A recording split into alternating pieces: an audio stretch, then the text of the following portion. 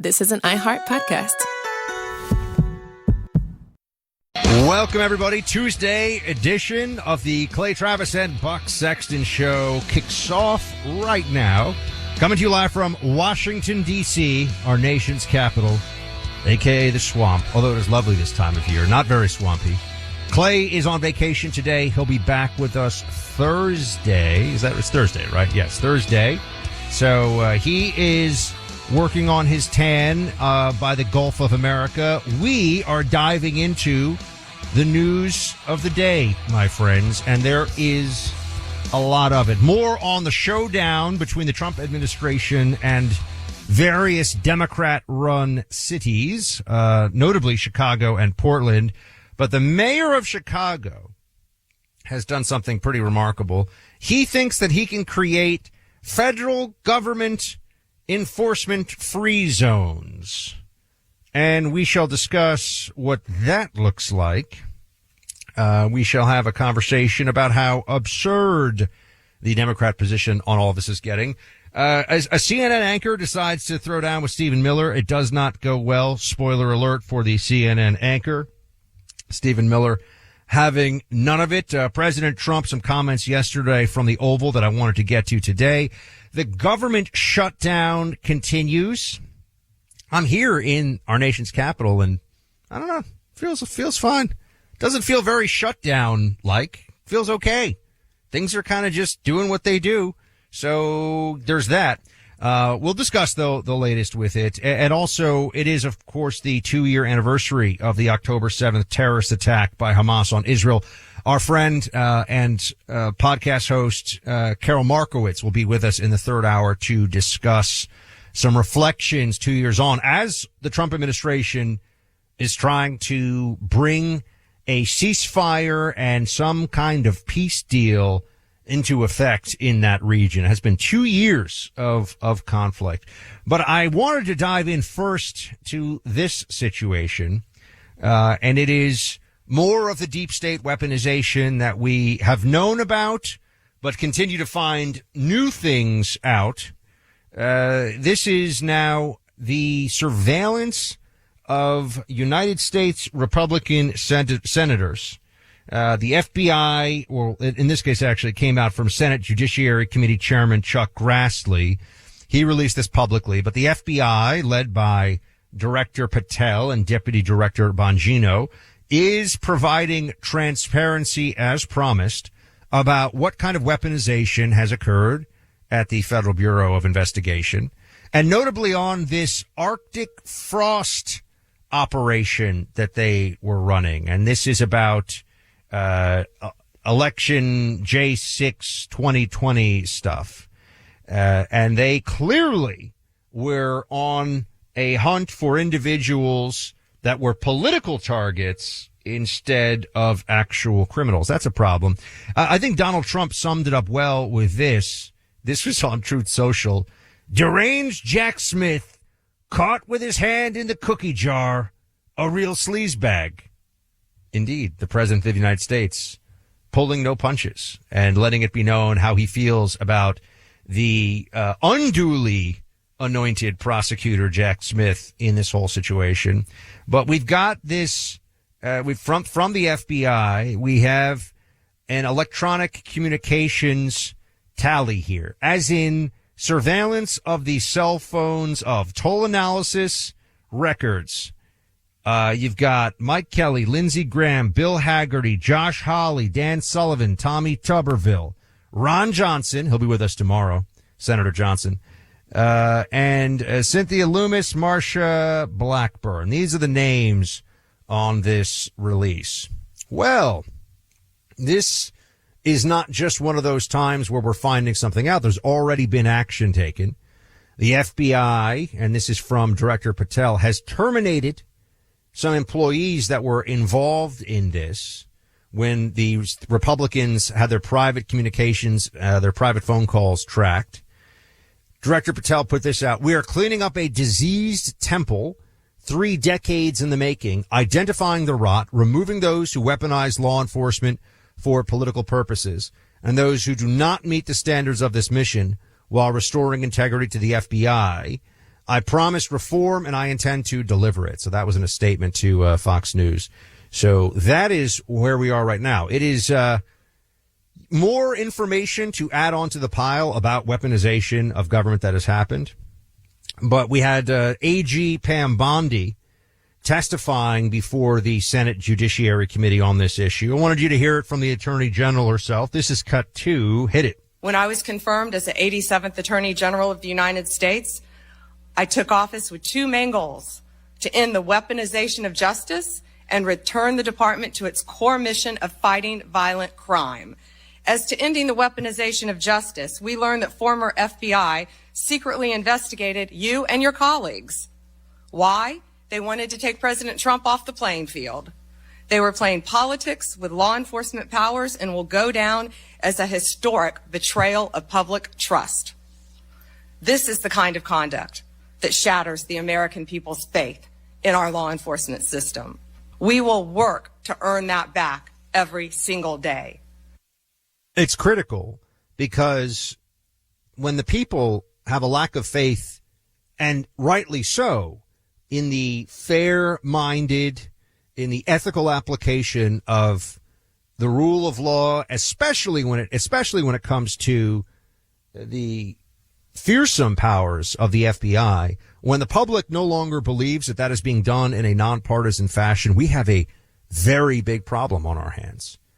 And the public is right to not just question the FBI, but to have lost tremendous respect for it as an institution. And that is why Director Patel, Deputy Director Bongino, and other good men and women in the FBI under this Trump administration are trying so hard to first deal with the rot, excise it, but also to set things right. We cannot have an FBI that is pulling the phone records of Republican senators to try to jam them up on some nonsense. We already had an FBI, as we know, that was involved with the entire Crossfire hurricane debacle, involved in trying to pin a lie on a president, Donald Trump, to destroy his administration and perhaps even to send him and members of his family and top advisors to prison. One thing I will note, and you should all keep this in mind too, there are a whole bunch of Republicans who have actually gone to prison from Trump world. There's a whole series of people that have served time for overwhelmingly the most petty offenses imaginable. And we've seen an FBI with James Comey that was willing to pretend it was investigating laws that no honest person thinks are the basis for any investigation, like the Logan Act against General Flynn in the first Trump administration. So the weaponization has been broad, it has been consistent, and it has been taken as far as the investigative body, the FBI, can take things. Meaning that they have brought these cases, they have used these tools, they've used FISA, and it is a very dangerous thing. Let me tell you, coming from a CIA analysis background, when you have what is effectively the secret police in a country playing games, using surveillance powers to undermine one political party or another, it doesn't lead to good places. In fact, sometimes it leads to a straight up coup and maybe the head of the secret police running the country.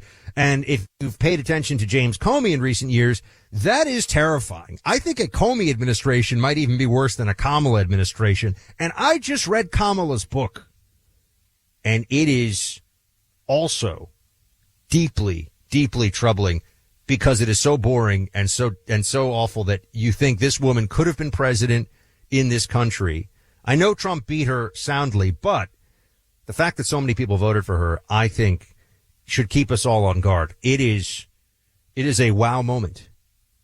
One of the least talented politicians of our lifetime somehow managed to be the Democrat nominee and got tens of millions of votes. Anyway, back to FBI weaponization. I'm weaving. Isn't that what Trump says? I'm weaving. Isn't that the term? Right? When he starts going off. I haven't used that one in a while, but if Trump says it, I'm weaving. I'm getting back to it. I don't think Trump has said that in a while either. That was a big Trumpism for a while when he would start to go on tangents. So yes, the reality here is cleaning up the FBI is absolutely essential. I'm just a few blocks from the Hoover building, so it feels very close. It feels very real that this is underway right now. But this is essential. And then there's also, speaking of cleaning up law enforcement, there is the deployment issue here about National Guard going to these cities. Pam Bondi also in front of the Senate Judiciary Committee here saying to Senator Dick Durbin, another deeply unimpressive fellow, very Kamala-esque in that respect. Here he is, or rather here Pam Bondi is explaining that, you know what? National Guard's going to Chicago. Deal with it. Play 3. The National Guard is on the way right now as we speak. Oh, by the way, so is Director Patel and Deputy Attorney General Todd Blanche. You're sitting here grilling me, and they're on their way to Chicago to keep your state safe. Madam Attorney General, it's my job to grill you. Mm-hmm. No, I mean, he could just ask questions and be respectful, but however he wants to position this, of course. But this is now going to let me transition into this ongoing fight over bringing safety and security to these cities and allowing for immigration and customs enforcement to do their job without obstruction, without being unduly burdened by lunatics in the streets who are throwing rocks and bottles and Lord knows what else at them. It is time for a law enforcement reckoning here. Remember, when it came to January 6th, the Democrats were willing to not only have the National Guard deployed for 4 or 5 months with big fences around the Capitol, but they used the FBI very much like a secret police force in some third world country to hunt down people for nonviolent crimes, to bust into their homes sometimes in the pre-dawn hours with tactical teams. And, I mean, just look what they did. Well, they've done this so many times. What they did to Roger Stone in an earlier era. They're willing to abuse the powers of the FBI, of the DOJ, for the most nakedly partisan purpose. It's got to stop.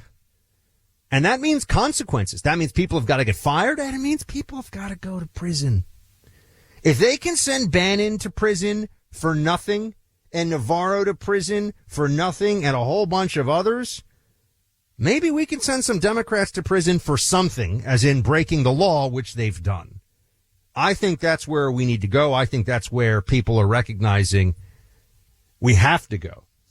And I will take your calls on this one. 800-282-2882. Look, fall is a busy time for families. Whatever it is that keeps your kids busy, it's important. You want to stay connected with them. So how do you do that if they're not old enough to carry a cell phone? Well, how about Rapid Radios? Rapid Radios walkie-talkies. Easy to operate. One touch of a button. Unlike previous generations of walkie-talkies, Rapid Radios rely on an LTE network, so distance is not a problem. You can be anywhere in America and connect to another person carrying a Rapid Radio. No setup is required. Just pull them out of the box, press a button, and talk. It's a one-touch connection, perfect for busy families. Also comes with a 5-day charge. Visit rapidradios.com, save up to 60%, get free UPS shipping from Michigan, and use code RADIO for an extra 5% off. That's code RADIO when you go to rapidradios.com. Saving America. One thought at a time. Clay Travis and Buck Sexton. Find them on the free iHeartRadio app or wherever you get your podcasts. Time for a sofa upgrade? Visit WashableSofas.com and discover Anabay, where designer style meets budget-friendly prices, with sofas starting at $699. Anabay brings you the ultimate in furniture innovation with a modular design that allows you to rearrange your space effortlessly. Perfect for both small and large spaces, Anabay is the only machine-washable sofa inside and out. Say goodbye to stains and messes with liquid and stain-resistant fabrics that make cleaning easy. Liquid simply slides right off. Designed for custom comfort, our high-resilience foam lets you choose between a sink-in feel or a supportive memory foam blend. Plus, our pet-friendly, stain-resistant fabrics ensure your sofa stays beautiful for years. Don't compromise quality for price. Visit WashableSofas.com to upgrade your living space today with no-risk returns and a 30-day money-back guarantee. Get up to 60% off plus free shipping and free returns. Shop now at WashableSofas.com. Offers are subject to change and certain restrictions may apply. People ask us all the time how we can save the next generation. We've got our show, and the info is an antidote, but we also have a couple books coming out, Clay. That's right, and you can pre-order both of them right now and be book nerds just like us. You'll laugh, you'll nod, and you'll get smarter, too. Mine's called Balls, How Trump, Young Men, and Sports Saved America. And mine is Manufacturing Delusion, How the Left Uses Brainwashing, Indoctrination, and Propaganda Against You. Both are great reads. One might even say they would make fabulous gifts. Indeed. So do us a solid and pre-order yours on Amazon today. Just want to let you know, if you were trying to listen to the interview yesterday with the president of Taiwan, if you happen to miss any of it, it is up at clayandbuck.com, or you can listen on the podcast. I think it is well worth going to check it out, because things are heating up in that part of the world. China is definitely gearing up for an invasion of Taiwan. It's just a question of when and if they pull the trigger, when they pull the trigger. So very important part of the world, and a really interesting series of conversations there, most notably with the president of Taiwan. So you can see that at clayandbuck.com, and please go and check that out. Now, President Trump just in the Oval Office a few moments ago. He's down the street. He's not far off from where I'm doing the show. And here he is on the Democrat Party, what he thinks of their leadership, 34. And I really think that these are people that I think they have nothing to lose. They have a party that's out of control. They have no leader. Nobody knows who the leader is. I look at people with very low IQs like Crockett, this woman Crockett. I never met her, but she's a low IQ individual. I look at AOC talking about how if they want to negotiate, they can come to my office. She's not in that position to do that. And who the hell is she to say that? And then I watch Nancy Pelosi not knowing what to do. I watch their leadership. Look, Schumer is petrified of primary because he's not going to win probably against anybody in a primary. You know, Schumer did the right thing, but he handled it badly originally a year ago. He did probably the right thing, but he handled it badly. I think Schumer's incapable of making a deal. They are a mess. They're a party that has no leadership. They have, and they have no policy. You know, I think we have great leadership, but we also have great policy. Their leadership. Look, Schumer is petrified of primary because he's not going to win probably against anybody in a primary. You know, Schumer did the right thing, but he handled it badly originally a year ago. He did probably the right thing, but he handled it badly. I think Schumer's incapable of making a deal. They are a mess. They're a party that has no leadership. They have, and they have no policy. You know, I think we have great leadership, but we also have great policy. I think he's right. But let's unpack this for a second. The claim from the president that the Democrats don't have leadership right now. I think you'd have to agree with that. To the degree that it is possible for me to be objective on this, which I know that's a challenge, right? Because I am a Republican and don't agree with the Democrats. I understand all that, but trying to take a step back and look at this as honestly as possible. If the Democrats had a de facto like to Taiwan, but the brutal experience of reading Kamala's 107 days, and it felt like it took 107 days to read, so the title is apt. And really, I think she did not endear herself to anyone in the Democrat Party or the reader. I came away from it thinking this is a person who has never really been tested, has been elevated by the system for superficial characteristics all along. And you have somebody who's just not a talented politician, got way beyond her skill set. And so I don't think that she's going anywhere in politics, meaning I don't think she's going somewhere. It's off the stage. You have Gavin Newsom. Oh, you've got Pritzker. He's really trying to make a go of things these days. He really believes that he's a big deal. And this is the kind of leadership, this is cut 10. This is the kind of leadership you get from this guy. He's a jerk. Play it. Donald Trump is using our service members as political props and as pawns in his illegal effort to militarize our nation's cities. For weeks now, Donald Trump, Kristi Noem, and Gregory Bovino have brought their militarized CBP and ICE agents to the streets of Chicago to cause violence and chaos in this city. They need to stop inciting our city's residents. Since the beginning of this invasion, families have been snatched up off the streets or removed from their homes, zip-tied and detained for hours, including especially U.S. citizens and legal residents of our state. Inciting the people of Chicago? Think about the framing from the governor here, who certainly thinks of himself as a heavyweight.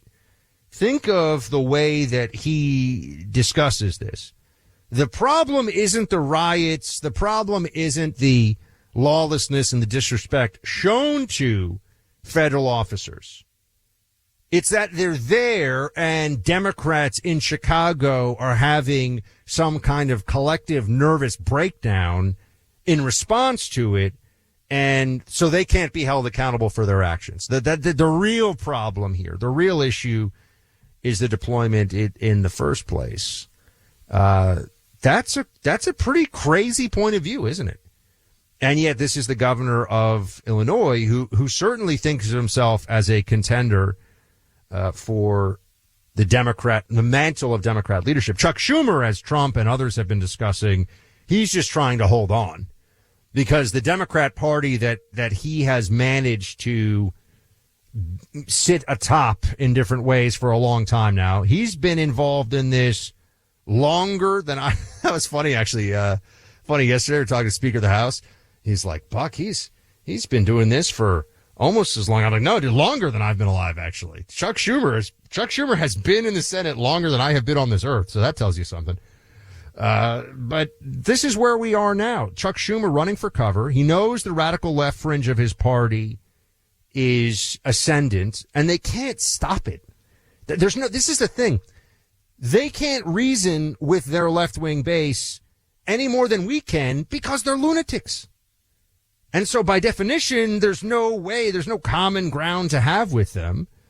The only thing that they can do is try to keep them at bay long enough to fool enough voters to keep the Democrat seats in more purplish areas and to try.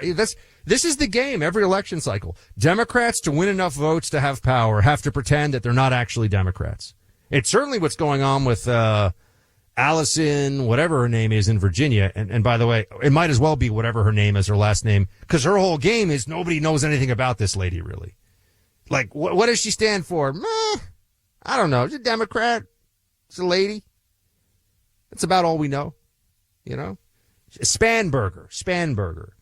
What does Spanberger stand for? Well, if you really were to dig into it, it would be probably abortion all 9 months of a pregnancy and DEI and transgender stuff and but she doesn't talk about that.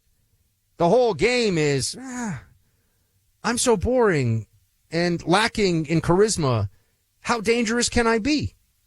And that's what a lot of these Democrats do. They put forward this Trojan horse in the purple states of, well, I'm not one of those AOC Mamdani Democrats. I'm something else.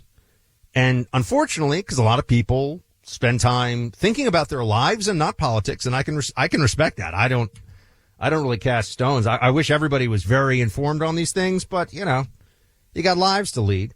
And so they just, whatever's on the TV, they go, okay, this person seems pretty moderate.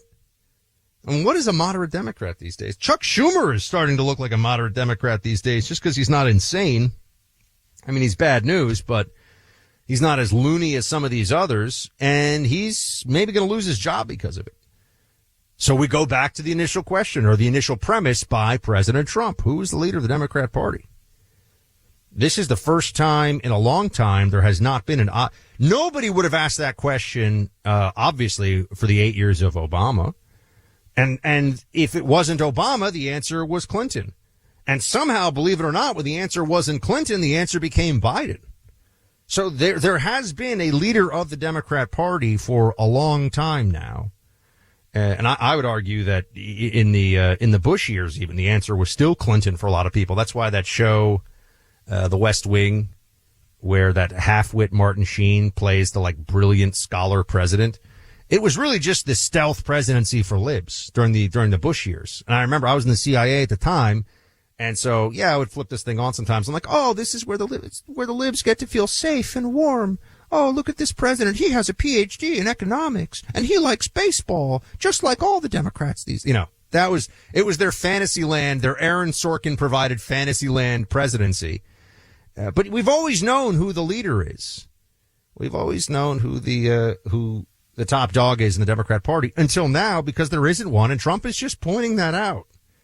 Wait, what did I say? Yeah, Abigail Spanberger. I got her name right, didn't I? It took me a minute.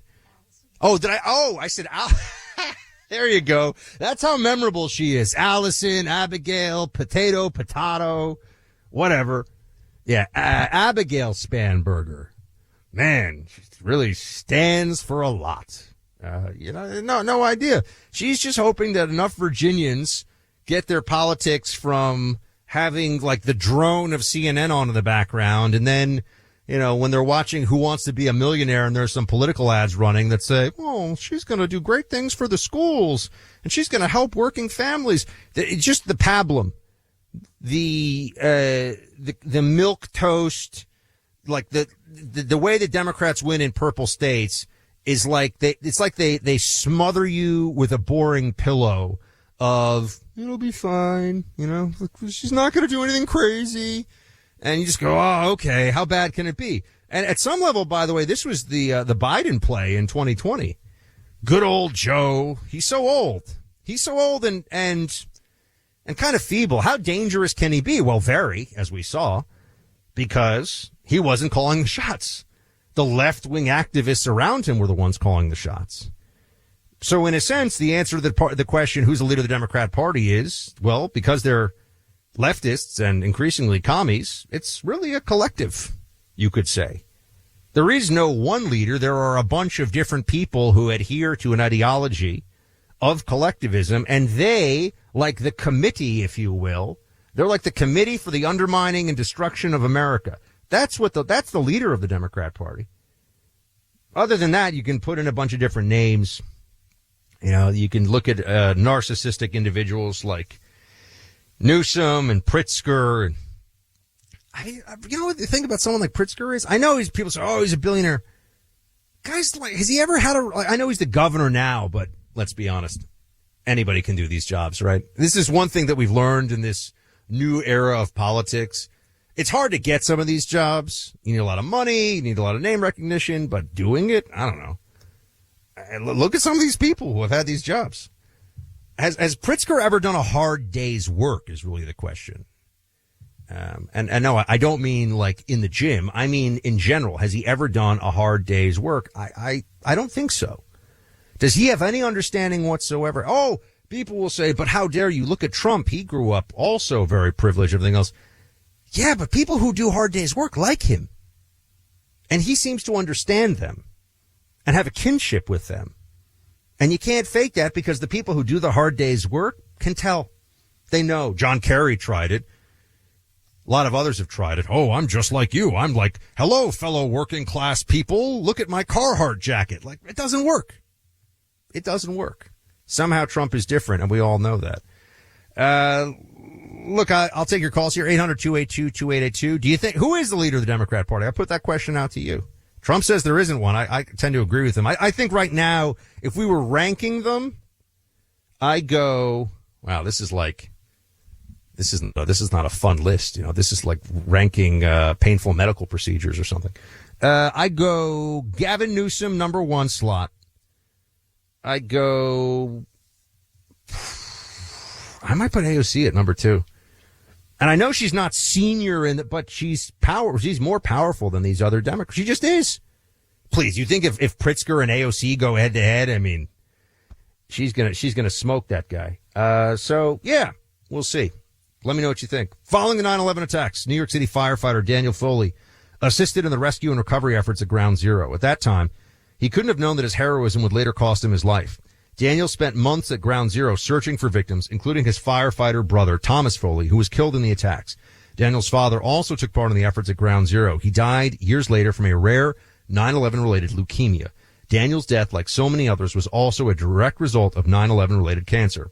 He leaves behind his wife, Carrie, and their 5 children. Tunnel to Towers paid the mortgage on the family's home. Every day we see the toll that 9/11 continues to take on heroes and their families. Your donation today can make a world of difference to a family like the Foleys. It can provide a sense of security and stability in the face of uncertainty while also bringing hope. Donate $11 a month to Tunnel to Towers at T2T.org. That's T2T.org. Want to be in the know when you're on the go? The Team 47 Podcast. Trump highlights from the week. Sundays at noon Eastern in the Clay and Buck podcast feed. Find it on the iHeartRadio app or wherever you get your podcasts. All right, third hour of Clay and Buck kicks off now. We're joined by our friend Carol Markowitz, host of the Carol Markowitz Show on the Clay and Buck Podcast Network, which, thanks to all of you, is growing every single month. And also Normally, which she co-hosts with Mary Catherine Ham, and that is doing fantastic numbers as well. So thank you all for your support. And Carol, great to have you on the program. Thank you so much. Hi, Buck. Thanks so much for having me. 2 years, Carol, 2 years since the events of October 7th. I want to get into some of the policy-specific conversation in a moment with where Trump is trying to end this thing between the IDF and Hamas and all of that, as well as some other news of the day. But first, I just wanted to ask you to reflect on how you view this day and what you think about given what's happened over the last 2 years. You know, the first thing I want to say is today is the first day of the Jewish holiday of Sukkot, and I'm not a super observant Jew. I should be better, but I'm not.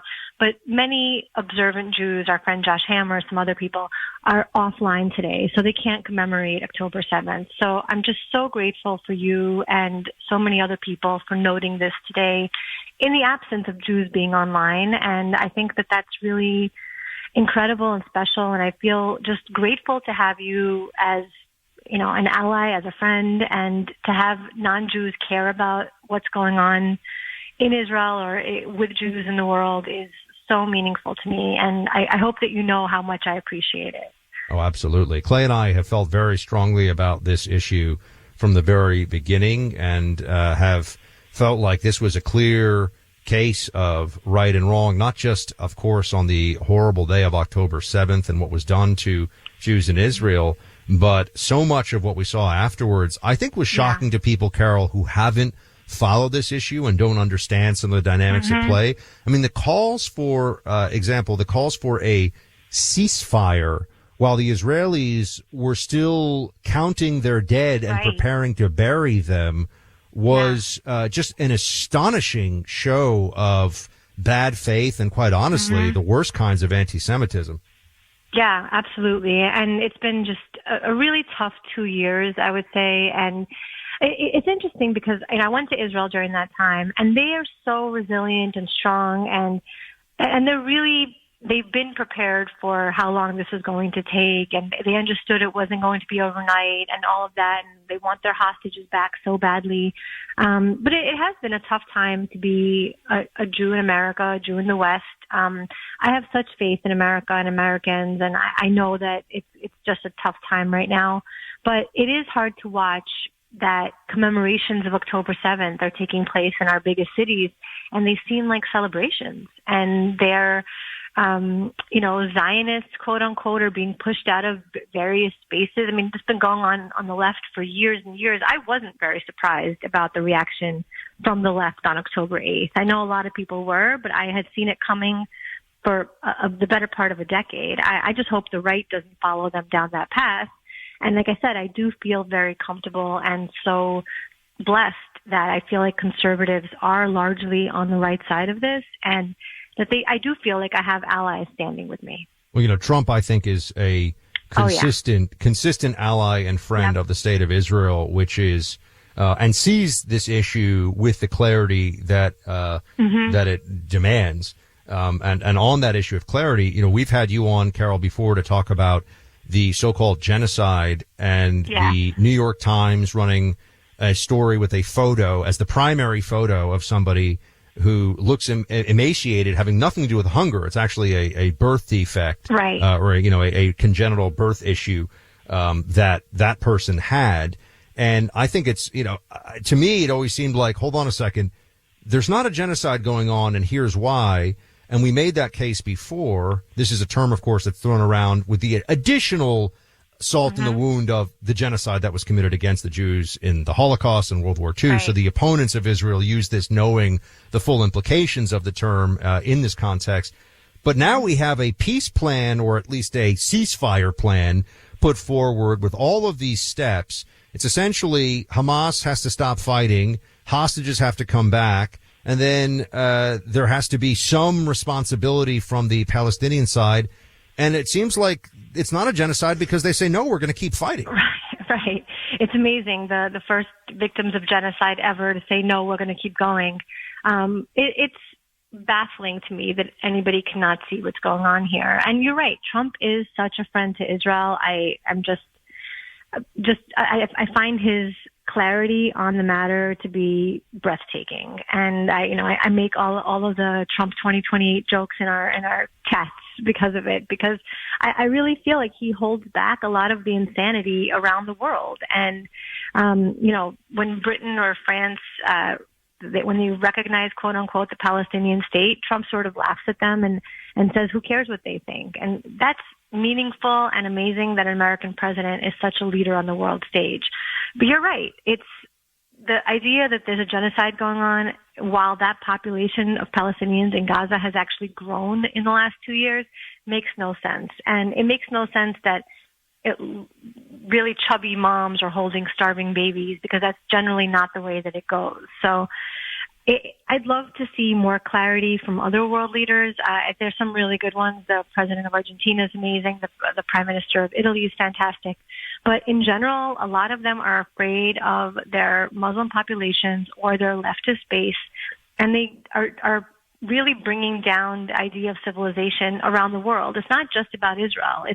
It's really a civilizational question that they would have to contend with in their own countries.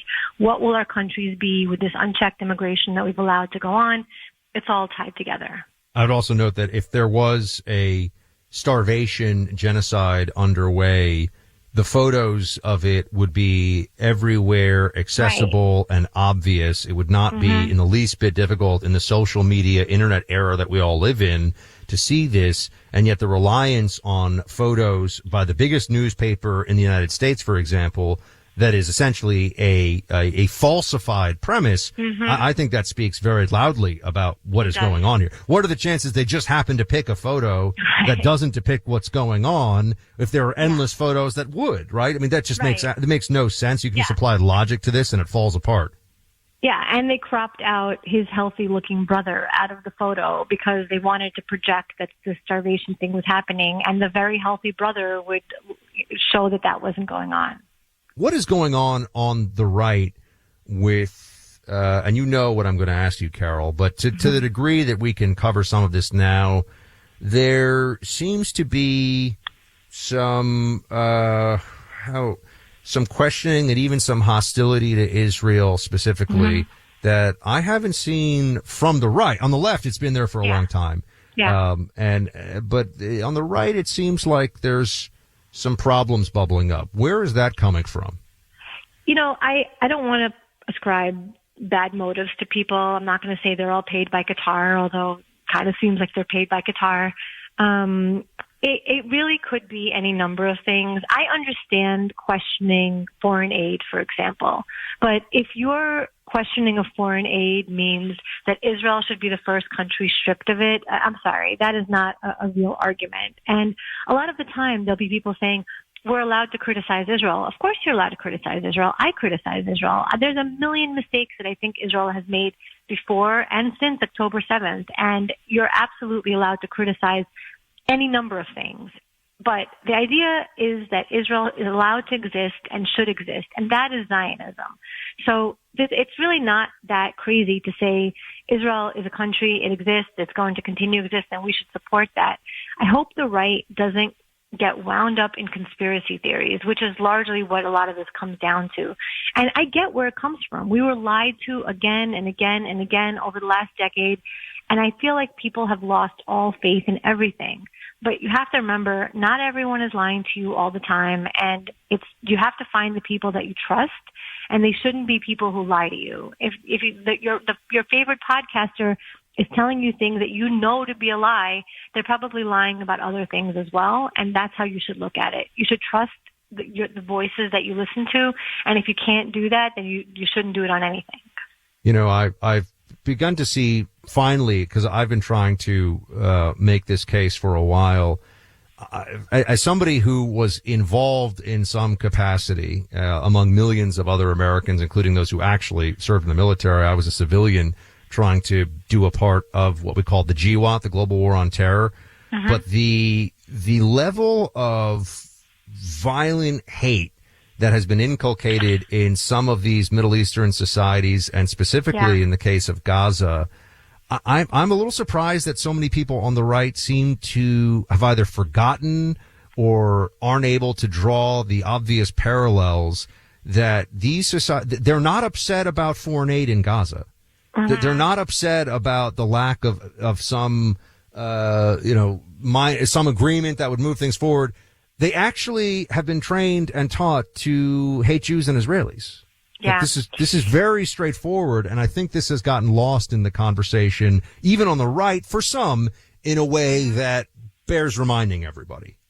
Yeah, I will say that poll after poll continues to show that the people on the right support Israel. And so no matter how many loud voices are trying to change that. I think that's an important distinction you're making. So not to interrupt you. Keep going. So far, it hasn't moved the needle at all. I would say that abortion is a more contentious issue on the right than Israel is. It's an overwhelming positive, supportive point of reference for the right on Israel. And so, I don't know what the motivations might be, but I will say that anti-Semitism is not a bigotry. And I think when people think of it as a bigotry, they get it all wrong. It's a mind virus. Once it grabs people, it's all they can think about. So again, if your favorite podcaster has suddenly become wall Israel, every single episode is Israel, Israel, Israel, they're on a dark path. And it's not about Jews as a kind of culture. It's about a larger mind virus that will really swallow them up. And you've seen this happen in societies in history where once it gets going, it really doesn't stop.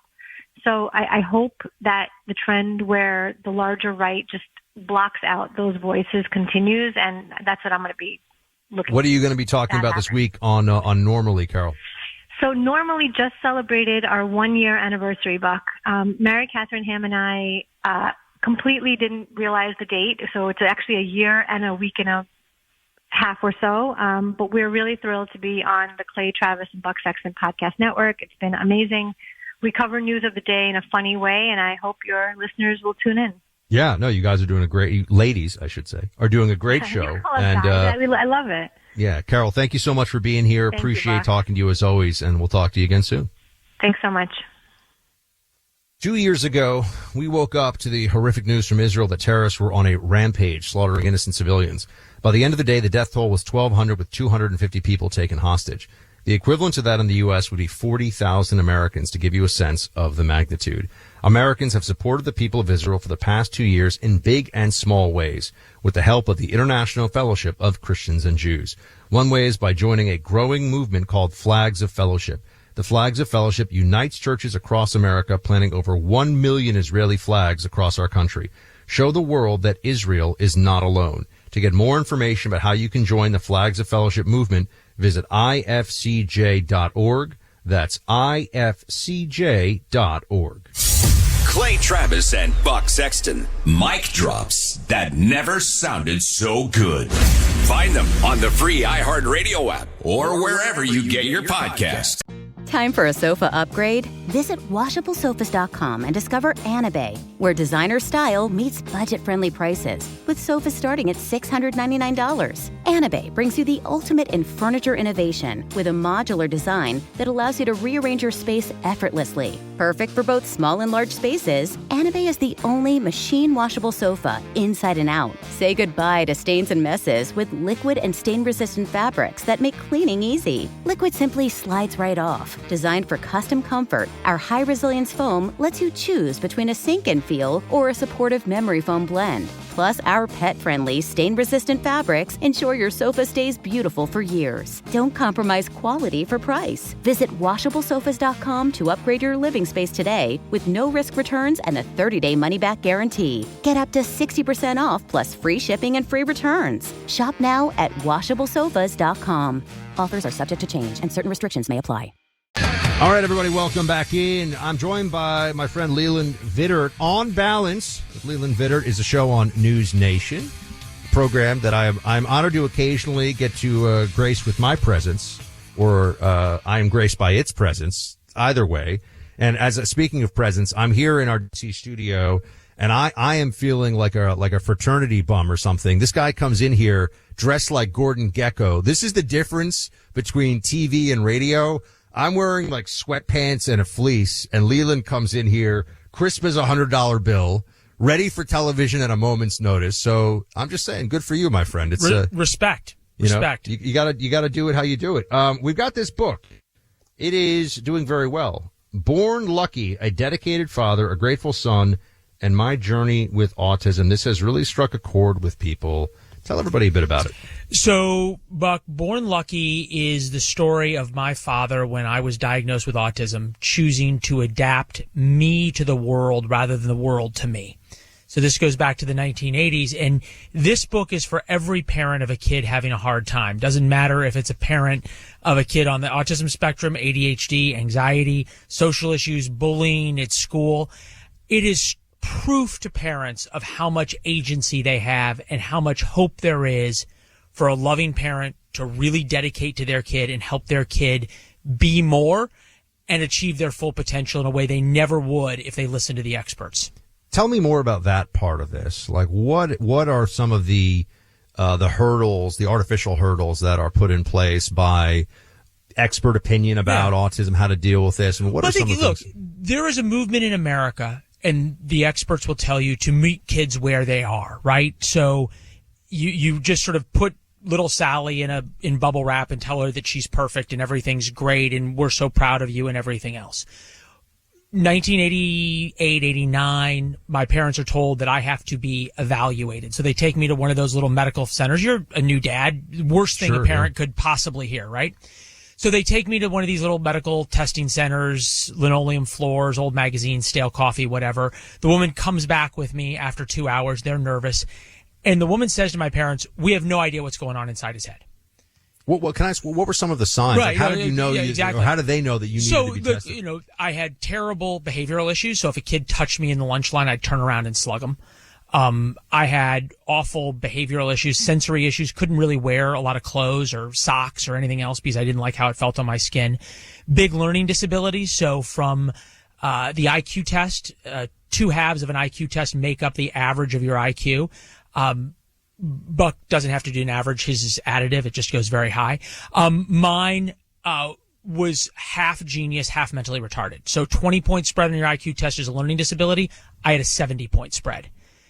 And the woman said to my dad, look, there's not much you can do. And my dad goes, as any father would, anything we can do. And she goes, generally not. Got to meet him where he's at. And my dad said, if I meet him where he's at and I adapt the world to him and I give him extra time on tests and behavior modification plans in school and tell everybody what's happening, he's not going to know how to operate in the real world.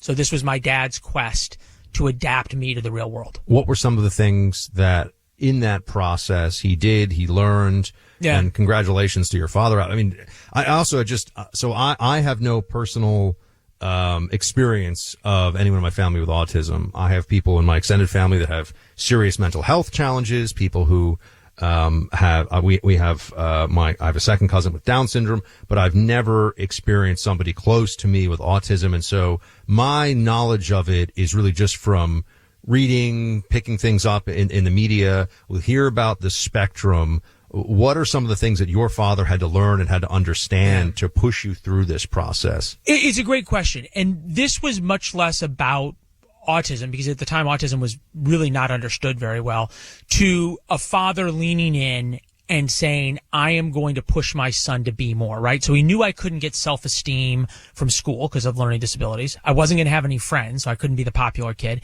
And I couldn't do athletics because I was completely uncoordinated.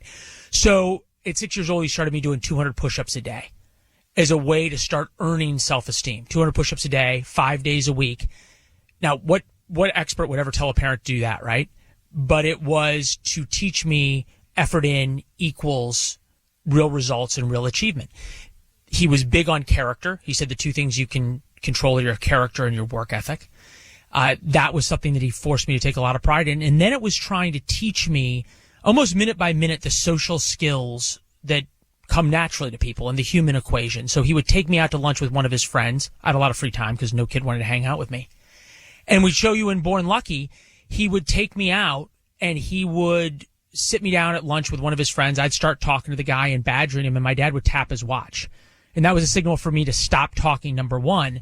But in Born Lucky, then we take you into the post game, right? Where he would sit there and be like, okay, when Mr. Sexton, never Buck, never by a first name. But when he was talking about his new child and his dog, why did you want to talk about how many commercials are in his radio show? I don't know, Dad. I thought it was interesting. Well, what do you think Mr. Sexton wanted to talk about? It was this minute by minute teaching of the human equation. Emotional skills. Yeah. My emotional intelligence was about near freezing level. My EQ was freezing. So how long did it take? I mean, I wouldn't have known we've known each other professionally. Dude, we're getting old. I think I probably met you a decade ago. So it's been at least, Fox. yeah. Yeah. I mean, it's been a long time. I did your show at Fox a long time ago.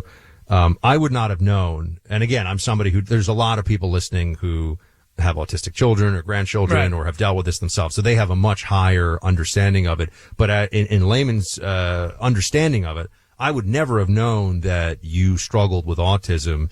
Is your level of functionality in day to day unusual for somebody who's ever been diagnosed with autism? I mean, people always talk about this spectrum. Right. I mean, how do you describe that so that there's an understanding? I'm not an expert on it, right? Sure. I'm not From your own experience. Yeah, from my own experience, though, what I would say is it's an everyday struggle. Was there a point at which, though, you felt like you were more normal? I'm saying like the point in time when you said, okay, I've caught up. I have that emotional intelligence. It's a great question. I would say it's still a struggle every day, every hour, to force your mind to think through the way that my dad taught me to think rather than the way my mind normally would think. In the book, in Born Lucky, compared a little bit almost like to alcoholism, that it's never a cure. It's something you work on every day. But sure, my dad used to always tell me when I was bullied and isolated and alone in middle school and high school, what's making you bullied and isolated and alone is what's going to help you succeed later in life. And there was a time, sure, once I got into TV and started working, that hard work, good character made up for a lot of the emotional intelligence that I didn't have. Mm-hmm. But certainly it's something I still deal with every day. So this was a progression over time. We're speaking to Leland Vittert.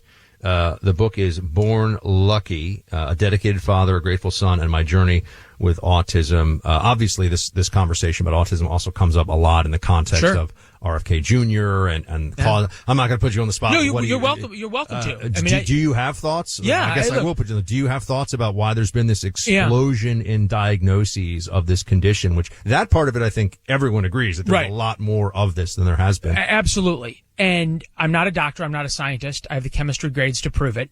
So I won't discuss Tylenol dosing. You don't want to hear from me on that. But I think it's fantastic that this is now the scientific question of our time. 1 in 1,500 kids when I was diagnosed, now 1 in 31, 3 times higher for boys, and higher still in poor and minority communities. This should be the scientific question of our time.